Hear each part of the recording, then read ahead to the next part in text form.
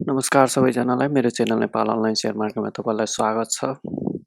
आज म फेरि एउटा नयाँ क्यान्डलस्टिकसँग आएको छु। नयाँ क्यान्डलस्टिकको बारेमा एक्सप्लेन गर्न। यसको नाम चाहिँ बेयरिश ब्रेकवे क्यान्डलस्टिक प्याटर्न रहेको छ। म दैनिक एउटा क्यान्डलस्टिकको प्याटर्न लिएर आइरहेको छु भिडियो। मैले कतिवटा क्यान्डलस्टिक बनाइसकेको छु। तपाईले आई बटन क्लिक गरेर त्यहाँ गएर हेर्न सक्नुहुन्छ अरु क्यान्डलस्टिकको भिडियोहरु।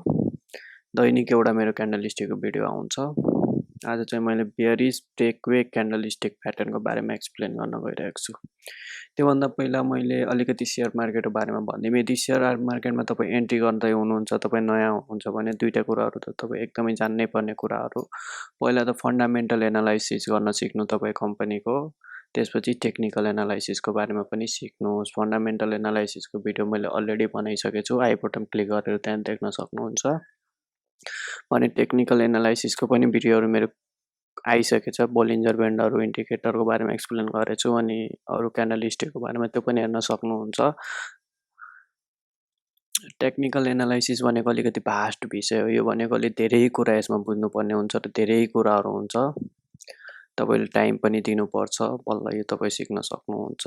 दैनिक एउटा भिडियो आइराछ मेरो टेक्निकल एनालाइसिसको बारेमा।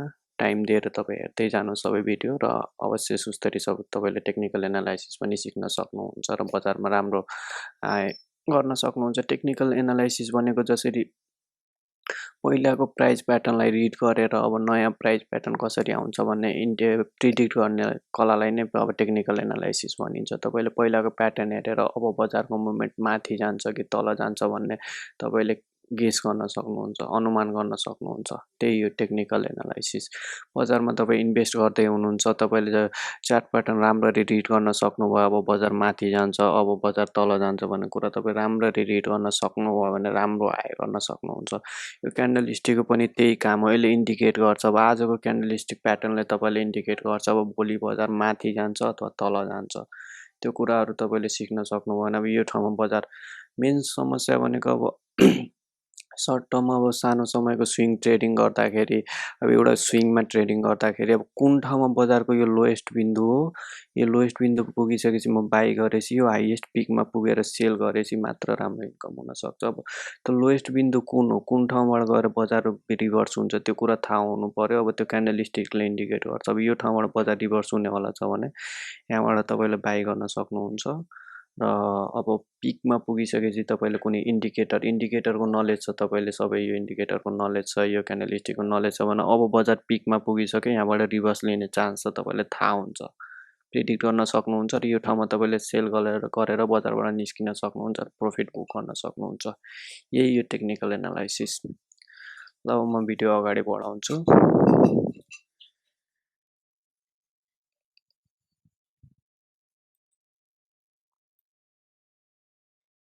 यसैगरी मेरो channel Nepal online share market subscribe गर्नुहोस् र आगामी दिनमा यस्तै सेयर मार्केटका भिडियोहरू हेर्नको लागि बेल आइकन पनि थिच्नुहोस्।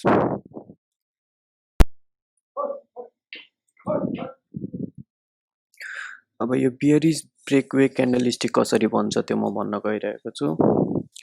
यहाँ तपाईले हेर्न सक्नुहुन्छ पहिला चाहिँ अब यो स्पेशली यो बजार माथितिर गइरहेको बेला पिकतिर टपतिर गएर यो क्यान्डलस्टिक प्राय बन्ने गर्छ, यो प्याटर्न चाहिँ बन्ने गर्छ। अब यहाँ के हुन्छ भन्दाखेरि एउटा बुलिश क्यान्डलस्टिक एउटा ठुलो साइजमा बुलिश क्यान्डलस्टिक हुन्छ पहिलो क्यान्डल चाहिँ। त्यसमा सानो सानो यो स्याडो हुन सक्छ अथवा नहुन पनि सक्छ। यो क्यान्डल चाहिँ मारुबोजु पनि हुन सक्छ। मारुबोजु क्यान्डलस्टिकको बारेमा मैले अलरेडी भिडियो बनाइसकेको छु। आई बटन क्लिक गरेर हेर्न सक्नुहुन्छ मारुबोजु क्यान्डल के हो कसो र कुन ठाउँमा वर्क गर्छ।